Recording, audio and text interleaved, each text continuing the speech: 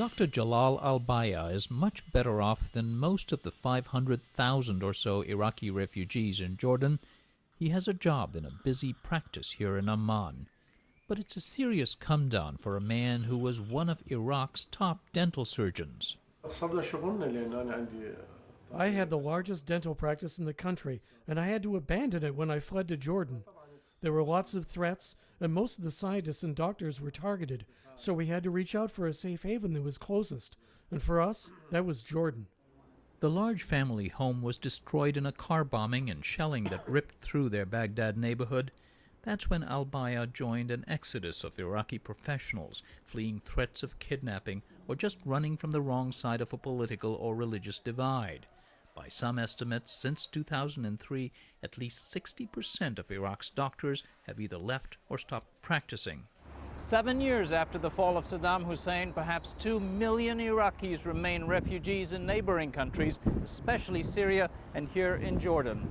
A lot of people want to see Iraq over and done with, but it's still there. There still are the refugees.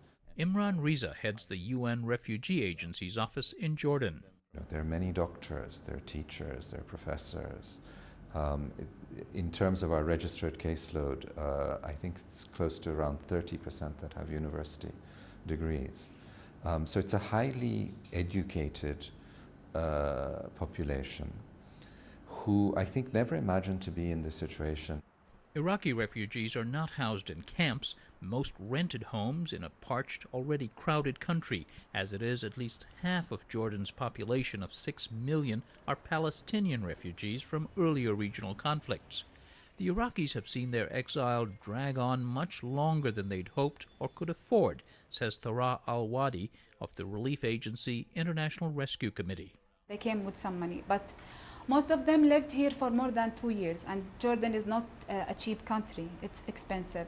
So even the people who came here and they have somehow money to cover their accommodation and the basic needs, they spend everything they have. Iraqis are not allowed to work in Jordan unless they have specialized skills. In this family, 15 people share a 2-room apartment. They survive on rations doled out monthly by the UN and about $200 in cash assistance. 38-year-old Fadia scrounges informally for additional income.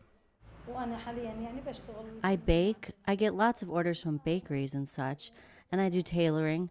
I also volunteer at the International Rescue Committee to raise awareness about domestic violence. Fadia escaped the violence of Baghdad in December 2003. Her brother and brother-in-law were kidnapped and killed by militiamen. She has no idea who they were. They also took her husband, father of her 3 children. He was freed, but with severe physical and mental trauma and unable to work since. Neither he nor Fadia's surviving brother would appear on camera, still fearful for their safety. Yet she's desperate to return to Iraq. We've been escaping to a safer place for 8 years, but we can't do that forever. I've been living in a strange land for 8 years. We don't care about electricity and water at this point because we've gotten too used to living without it. I just need some security for myself and my kids. Relief workers say most exiles find it's not safe enough to return. Even if they did, finding housing and work would be a huge challenge.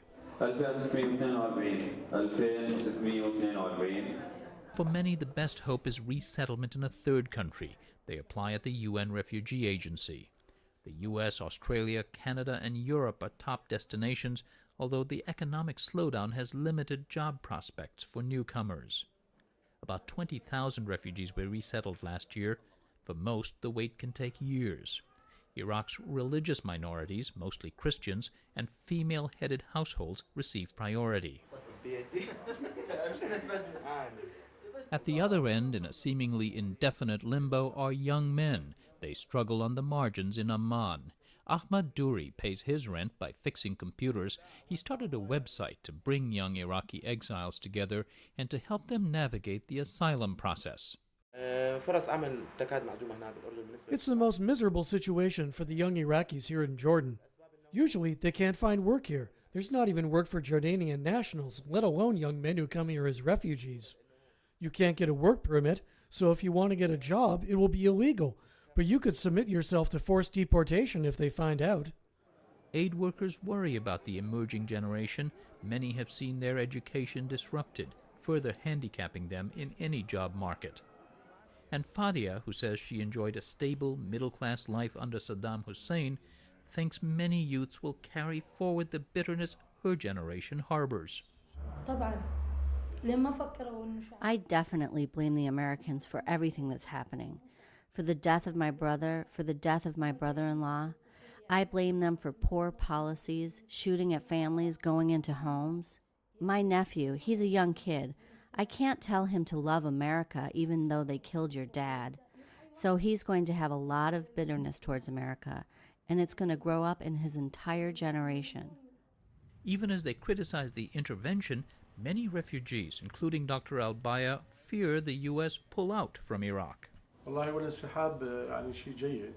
The withdrawal is very good for the country, and the U.S. should be packing and leaving.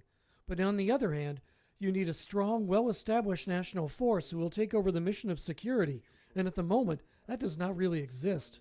But with better training, funding, and assistance of U.S. and other countries, if they raise the bar for national Iraqi forces, Iraq will have a good future.